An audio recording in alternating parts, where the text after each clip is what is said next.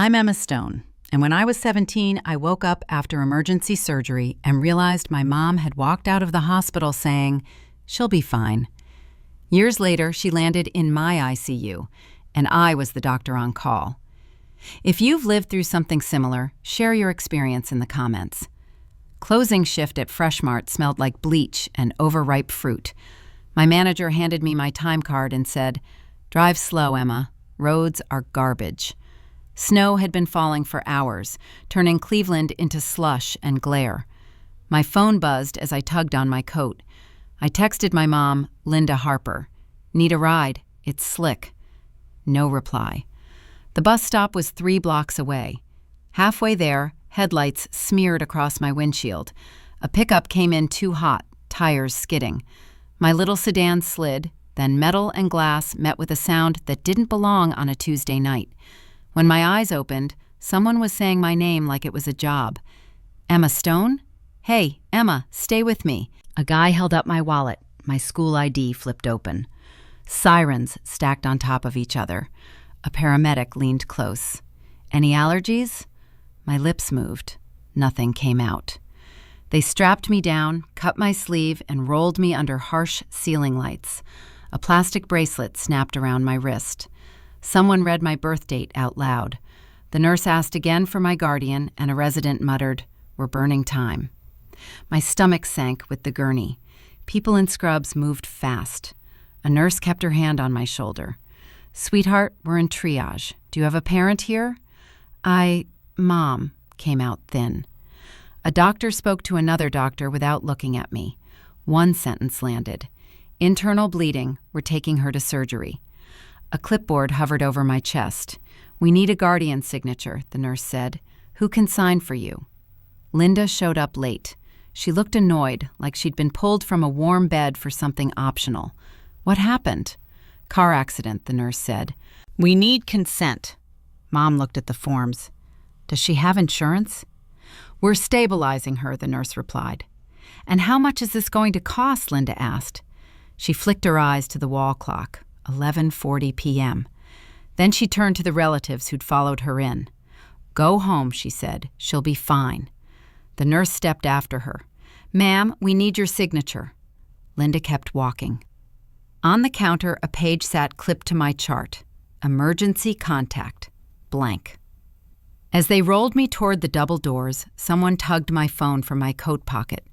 My vision narrowed, but I saw Mom's pink nails. She swiped, tapped fast, then slid my phone into her purse like it belonged there. A small sign hung near the waiting area. "Waiting room camera, out of service." The nurse jogged again. "Linda, please." Mom didn't turn. "If she dies, call me later," she said, voice even. "I'm busy." The doors to surgery swung open. The gurney wheels rattled. A mask settled over my face. "Emma," the anesthesiologist said, "count backward from 10. A monitor beeped somewhere near my head, steady and irritating, like a metronome nobody asked for.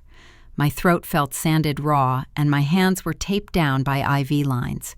When my eyes finally focused, a whiteboard across the bed read, "No visitor after 8 p.m., and beneath it, "Emergency contact," with nothing written after the colon. A nurse adjusted the tubing and said my name without looking at me. "Emma, squeeze my fingers." 2 weak squeezes, and she nodded like that solved something. The door opened, and my Aunt Carol stepped in, coat still on, hair damp from snow. "There she is. Linda told everyone you're okay. Said you just need rest, so we shouldn't make a thing out of it." Carol's eyes traveled over the tape, the bruising, the oxygen cannula, then landed on my face like I was being dramatic. "Your mom's stressed. Don't push her tonight." And before I could answer, a man in a badge lanyard combo came in, rolling a cart stacked with folders. "Admissions. We need to confirm responsible party and guardian information." He flipped pages, stopped, frowned, flipped again. "You're 17, right?" "We have to have a guardian sign. Your emergency contact is blank." Carol shifted her purse to her other shoulder, suddenly fascinated by the floor tiles. "Linda's handling it. She said she'd be back." The admissions guy looked at his watch, then at me, then at the empty line on the board like the line had personally offended him. A phone rang somewhere in the unit. Another beep answered it. The nurse who'd checked my grip earlier leaned in. "Your school called. They want to know if you're alive enough to do finals next week." Carol gave a quick laugh that didn't reach her face. "See? Everybody's worried. Just let your mom manage it." Then Linda walked in, right on cue, clutching her purse like a prop and wearing the expression people reserve for funerals and customer service. "Oh my God, baby. I've been here all night." No one argued. No one asked where she'd been at 11:40. Linda took Carol's hand, squeezed, and aimed her voice at the staff instead of me. "She gets like this, shuts down when she's upset.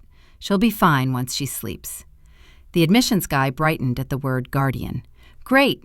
Ma'am, sign here, here, and here." A nurse with a navy scrub cap stepped in behind Linda, glanced at the board, and didn't smile. "Emma? I'm Marisol. I'm your night charge nurse." Marisol checked my IV site, then spoke low, close enough that only I could hear. "Don't fight with feelings. Ask for copies. Keep it on paper." Linda's head snapped toward us. "What are you whispering about?" Marisol didn't flinch. "Vitals and discharge planning." While Linda signed, Marisol slid a temporary face sheet onto my blanket and tapped a line with her pen. "See that? The contact number listed wasn't my mom's. It wasn't my aunt's. It wasn't mine." Marisol lifted her eyebrows once, then tucked the page back under the folder before Linda noticed. Linda pulled out her phone, leaned over my bed, and took a picture of me with the oxygen tubing in place. "Prayers for my baby. Does this side make her look less puffy?" Carol nodded like it was a reasonable question. My phone wasn't on the bedside table. Neither was my coat. The nurse returned with a printed schedule and held it up where Linda could see. "Discharge planning meeting at 9 a.m. We'll review guardianship, signatures, and financial responsibility." Linda hugged the thick stack of forms to her chest. "I'll sign everything. Just tell me where." On the top page, under a bold label, my name had been typed into a box that said, "Responsible Party." Marisol's radio chirped. "Charge to room 12. We need you now." She gave Linda a flat nod, then looked at me. "Hold on to that." An admissions guy pressed a pen into her palm, eyes on the signature block, not the kid in bed here.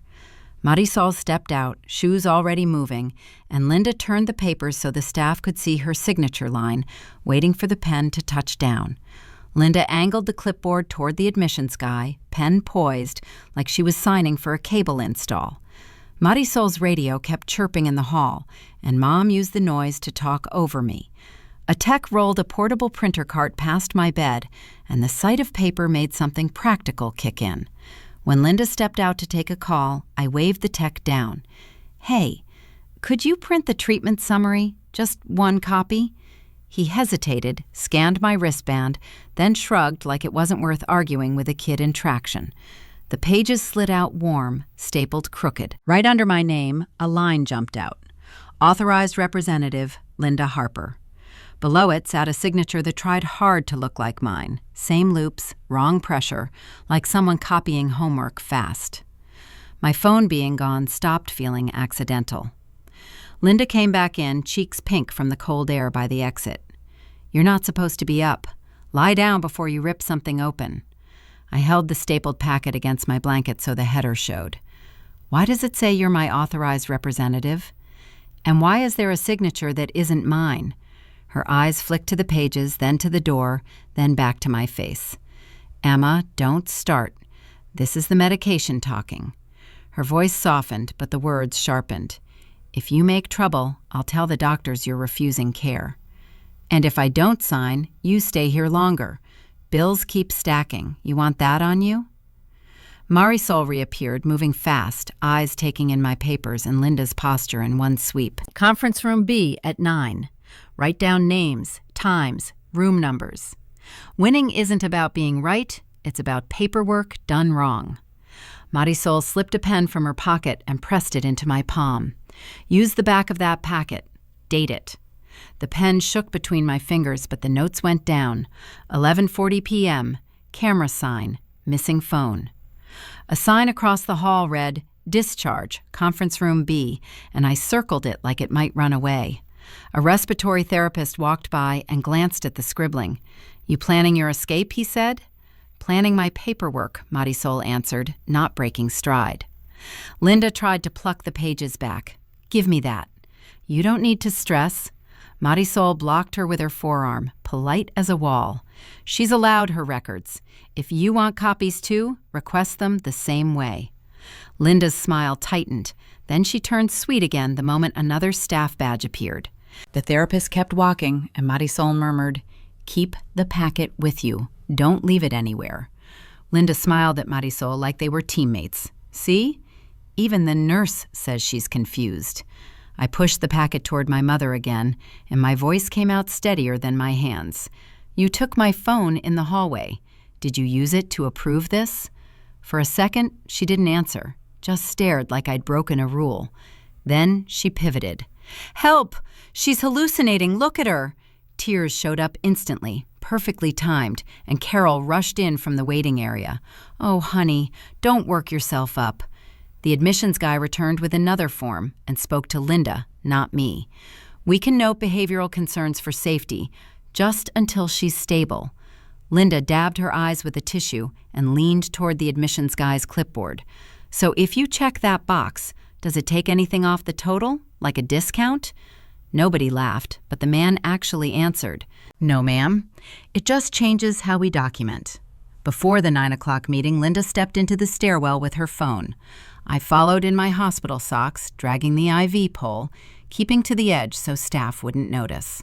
"Yeah, submit it. Tomorrow's the deadline."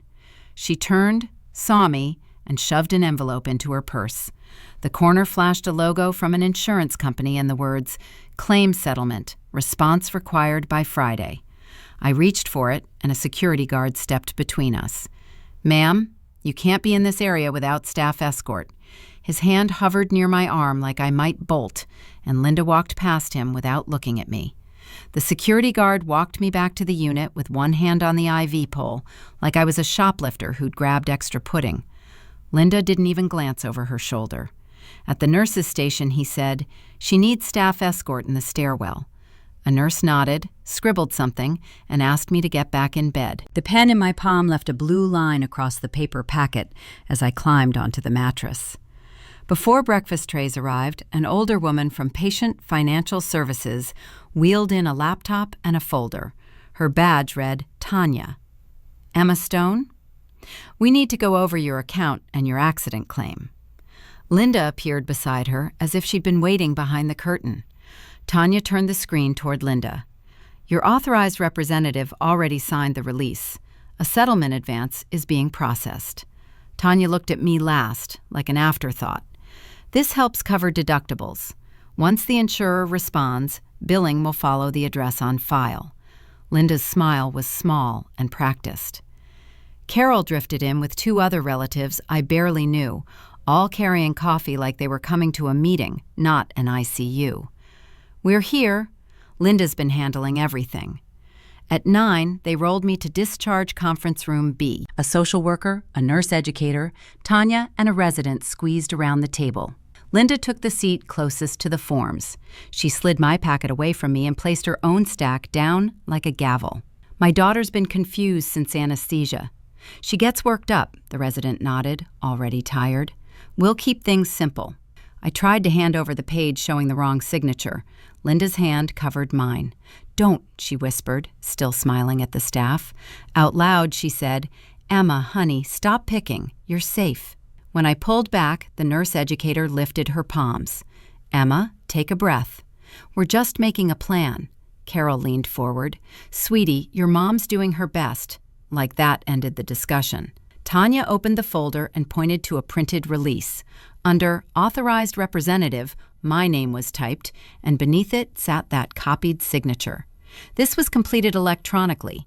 "We have consent on file." I looked at the corner where a tiny note read, "Waiting room camera, out of service." It wasn't proof of anything, but it explained why nobody could say where Linda had been. The room stayed with the paperwork, not the story. Linda flipped to the last section and signed with a flourish. Forward all correspondence to my address, she read, then spelled it out without being asked. The nurse educator slid another page toward me. This is discharge teaching acknowledgement. It doesn't admit fault. It just says you received instructions. Linda's finger landed on the signature line. Sign, she said softly, the way people tell you to swallow pills. The resident stood up, impatient. We're running late. Emma, cooperate so you can go home. My wrist still had the hospital band. My hand still shook. The pen hovered and the nurse educator watched like she was timing me. If she's refusing, Linda said, voice still sweet, note that. She does this. A line on the form read, behavioral concerns, and Tanya's eyes slid there. Marisol pushed the door open without knocking, clipboard under one arm. She took in the room, the coffee cups, Linda's hand on my paperwork, and didn't bother hiding her annoyance. She doesn't win because she's right, Marisol said, not looking at Linda. She wins because she has paper. Linda snapped, excuse me? Marisol set a sticky note on my lap. Medical records. Opens 8 a.m. Then her radio went off again and she had to step back.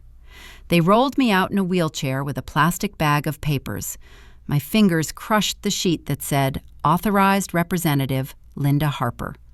Linda called, Emma, but the wheels already hit the hallway. I shoved toward the elevators, sticky note clenched, doors starting to open. Elevator doors opened, and I shoved the wheelchair in, sticky note clenched so hard the ink bled. On the main floor, Carol waited with my coat and that tight smile adults use when they want you to cooperate. You're coming to my place, just until you can walk. Linda wasn't at the curb. A nurse handed Carol a bag of meds, discharge papers, and a prepaid phone in a plain box. They activated it. Family can reach her. Carol repeated that on the drive, like it was the point. Her own phone kept lighting up. She read one message, sighed, then kept her eyes on the road. Your mom's overwhelmed. Don't poke at her right now. Carol's guest room became my recovery zone. Texts started arriving on my new number within a day. Stop making this harder. Linda's doing everything. Don't embarrass her. Nobody asked what I remembered. Nobody asked why my emergency contact line was blank in the hospital. When I didn't answer, the messages kept coming anyway, like a drip.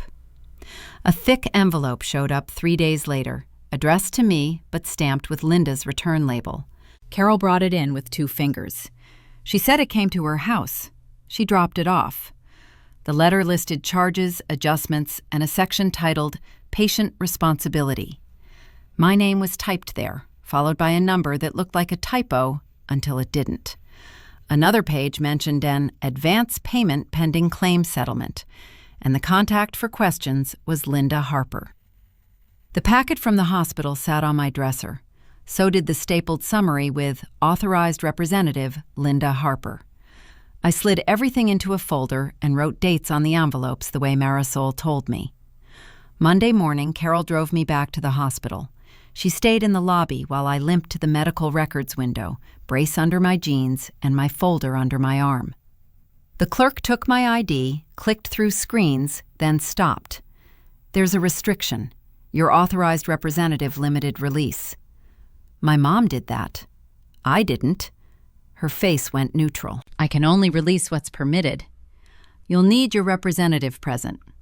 Carol was suddenly at my side. Emma, don't start a scene. Just do what they say. That was the bottom. A system that ran on forms had accepted my mother's version of events as reality, and the kid in front of the glass didn't matter. The mistake was simple, letting Linda touch my phone when I was being wheeled to surgery, and assuming she wouldn't use it against me because she was my mom. Marisol picked up when I called from the hallway. You okay? No. They locked me out. Then stop arguing and start documenting. Ask for the release of information audit log. Not the chart, the log. And get the name of whoever entered that contact number. Will they give it to me? They'll give it to compliance. That's who you go to. Paper scares hospitals more than yelling ever will. I went back to the window and asked for a supervisor. When one arrived, the request came out slow and clear. I want the process to file a complaint, and I want the audit trail for any electronic signature tied to my account. They didn't hand me anything on the spot, but they did give me a form and a phone number for the compliance office. Carol didn't speak during the ride home. 2 days later, my folder got thicker. Carol limited conversation to food and pills. Linda still didn't call. Instead, relatives texted reminders about gratitude and family. So I changed the game. No more hallway confrontations. No more trying to win in front of people who'd already decided. The public library had computers. I logged into the hospital's compliance portal and typed dates, names, and Discharge Conference Room B. The insurer's fraud hotline asked who controlled the claim. I entered Linda Harper and attached what I had. My finger hovered, then clicked Submit. The screen refreshed.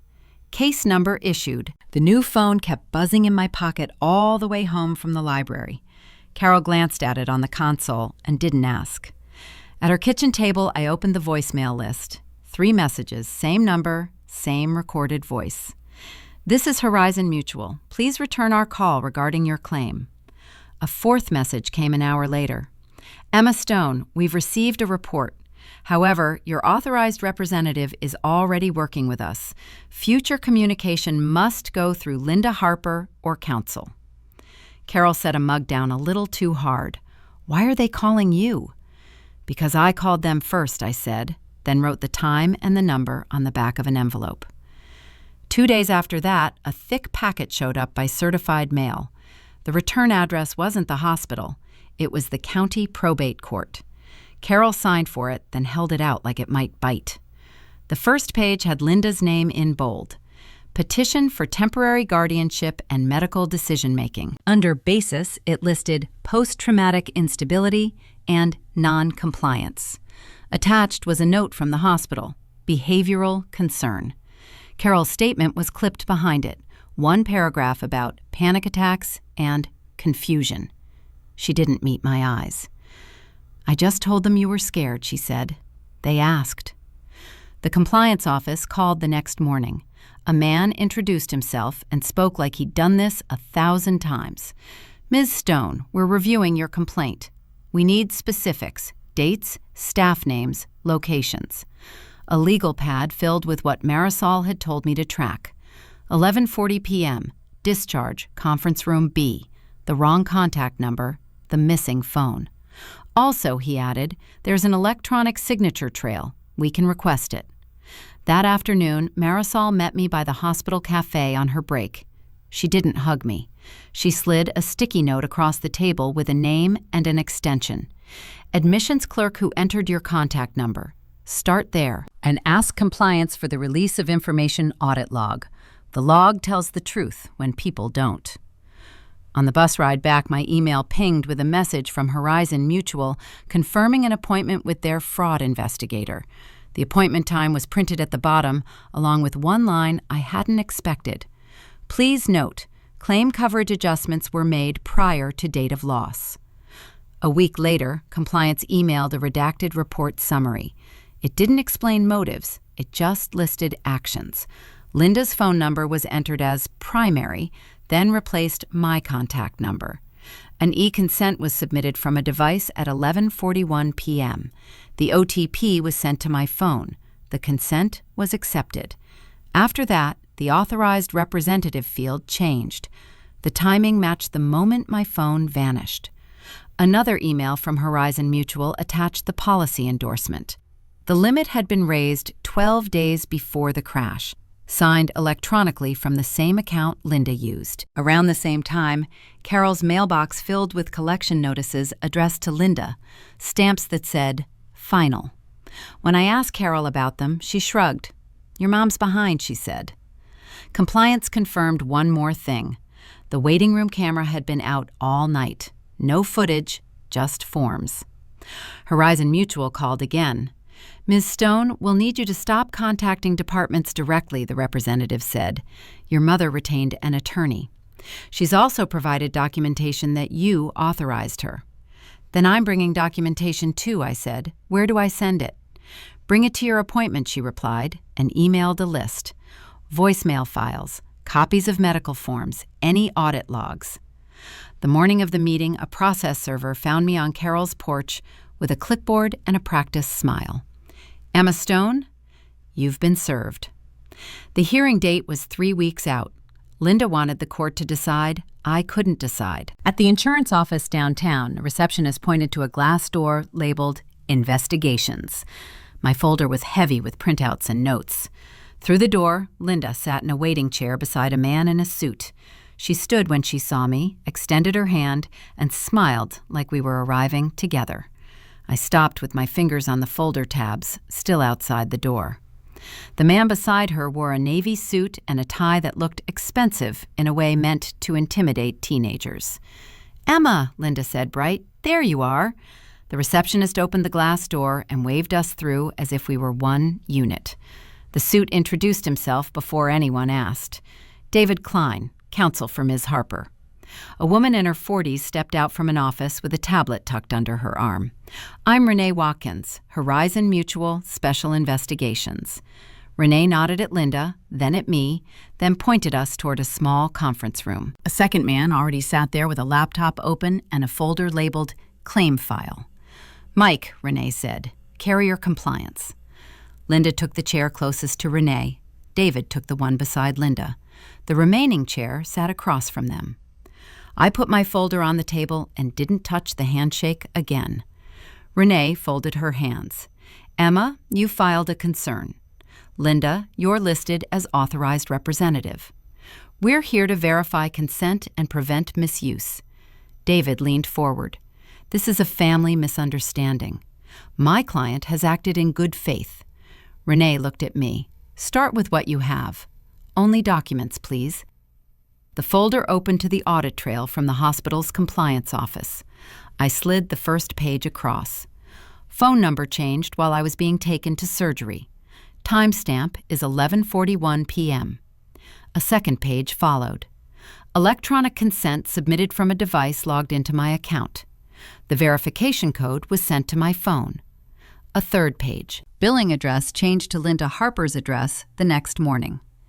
Renee didn't react. She just tapped her tablet and asked Mike to pull the carrier log. Linda's mouth tightened.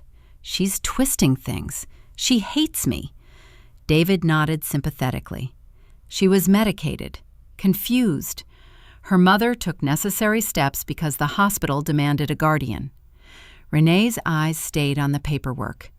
Emma, who had your phone? My mother, I said. She took it when they rolled me to surgery. She kept it. Linda exhaled like she was suffering through a rude customer. I was trying to help my child. She was bleeding. What was I supposed to do? Renee turned to Mike. Carrier records, OTP delivery and confirmation. Mike typed, then rotated his laptop toward Renee. He spoke without looking up. Text message with one-time code delivered at 11:41:12. Confirmed at 11:41:49. Device ID matches the login used for the policy endorsement 12 days before the accident. David's head snapped up. Endorsement? That's irrelevant. Renee didn't take the bait. It's relevant to motive, she said, then looked at Linda.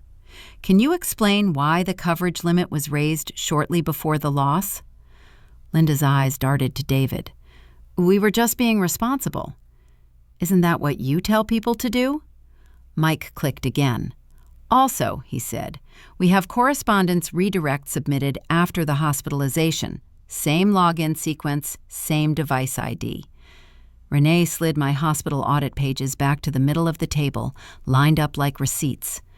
Linda, she said, the timestamps match the admission record. The consent trail matches the carrier trail. This isn't a misunderstanding. Linda's voice rose, not loud, but sharp. She's lying because she's angry. She wants to punish me. Renee's tone stayed flat. Ma'am, this is identity misuse. Linda blinked twice, like she hadn't heard English in a while. I was only trying to do what was best for my baby, she said, and the sentence landed wrong in the room, like someone brought a casserole to an eviction. Renee reached into a folder and pulled out a form. "We're freezing the settlement advance pending investigation. Your representative status is suspended, effective immediately." David put a hand on Linda's forearm. "We'll be providing additional context," he said, tight. Renee looked at me. "I'm also forwarding these findings to the hospital compliance unit. The restriction note on the medical record is being reviewed." Mike added, still typing, "Signature will be sent for examination. And we're issuing a preservation request for devices and records." Linda stood up too fast, chair legs scraping. "You can't do this. I'm her mother." Renee didn't move. "We can, and we are." A security officer appeared at the doorway, already called. "Miss?" "Harper, please come with me." David started gathering papers. Linda leaned around him toward me, voice dropping. "This is what you wanted," is what her eyes said, but her mouth chose a line meant for witnesses. "I did it for family," she said, as the officer waited. In the parking lot, cold air hit my face, and the folder felt lighter. The new phone buzzed once. A text from a saved contact that shouldn't have existed anymore. "If you go through with this, you don't have a mother anymore." My thumb hit block before the screen could dim. The phone went back in my pocket, and my folder went back under my arm. At home, Carol watched me set the device on the table like it might explode. "You really did it," she said. A week later, Horizon Mutual mailed a notice that the settlement advance was frozen pending investigation. The same envelope included a second page. Linda Harper's representative status suspended. The hospital compliance office sent a shorter letter with longer words confirming they'd opened a formal review about the restriction on my records and the contact number change. When a uniformed officer knocked on Carol's door, Linda didn't come with him. He asked for me by full name, wrote down my statement, and requested copies. The copied signature page went into his folder along with the audit log and my discharge papers. "Your mom's being investigated," he said, like it was weather. "Forgery and identity misuse are on the table." Family group chats split like cheap seams. One aunt sent Bible verses. Another uncle sent a message that started with, "I'm not taking sides," then took one. Carol stopped inviting people over. Linda's supporters stopped pretending it was all confusion because the letters had case numbers and dates. At the hospital, medical records called me to the window with a new form. "Emergency contact?" the clerk asked. A pen hovered above the line. "No," I said, "leave it blank." She nodded and typed. The next printout listed next of kin, unknown, and no authorized family contact. Seeing my mother's name missing didn't feel dramatic. It looked like a correction. The court petition for temporary guardianship didn't go anywhere once the fraud investigation started. Linda's attorney postponed, then withdrew. Carol's statement got clarified in a new affidavit. Nobody apologized out loud. They just stopped showing up. When I turned 18, I changed my phone number again and filed the paperwork to handle my own medical decisions. The bank account moved to my name only. Mail went to a P.O. box. Carol handed me my car keys without a speech. "Don't tell your mom where you live," she said, like she was reminding me to lock the door. I kept moving. A guidance counselor helped me finish financial aid forms. Marisol wrote a short recommendation letter that didn't mention feelings, only facts. The acceptance email came on a school computer during lunch. I printed it and folded it into my pocket. Marisol texted that night. "Knew you'd make it." Years stacked up the way hospital charts do. Date, time, initials, next task. Medical school in Ohio. Residency in Cleveland. Long shifts, bad cafeteria coffee, and a reputation for being hard to read. People called it professional. Some called it cold. Either way, the work got done. One winter night, the ED called up to my unit about a new admit coming from triage. The patient's name flashed on the board. Linda Harper. Under demographics, the line that mattered read, "Next of kin, unknown." A nurse brought the chart and lowered her voice. She came in really sick. No family listed. "Okay," I said. Bed assignment? In the room, Linda lay propped up, gray around the mouth, monitors doing their steady math. Her eyes tracked the movement at the door. She saw the white coat, then the badge, then my face. Recognition didn't arrive like a movie moment. It hit her in pieces, and each piece made her breathing faster. "Emma," she rasped. A respiratory therapist adjusted the oxygen. A nurse looked at me, waiting. "Labs are back," the nurse said. "Pressure's still low." Orders came out clean and quick. "Start fluids. Page ICU attending. Repeat lactate in 2 hours." Linda tried to lift a hand, but the IV tugged her back. "Doctor," she said, voice cracking around the word, "I'm going to be okay, right?" "Stable," I said, "for now." Then to the nurse with the tablet, "Update the chart. No family disclosures." Tears ran down Linda's cheeks without sound. The nurse typed, eyes neutral. I checked her abdomen, listened to her lungs, and stepped away as another alarm went off 2 doors down. In the hallway, my phone buzzed with a page. I walked to the hand sanitizer station, pulled out my badge reel, and unclipped an old plastic tag that still said "Emergency Contact" from years ago. The tag dropped into the red medical waste bin, and my feet kept moving toward the next room.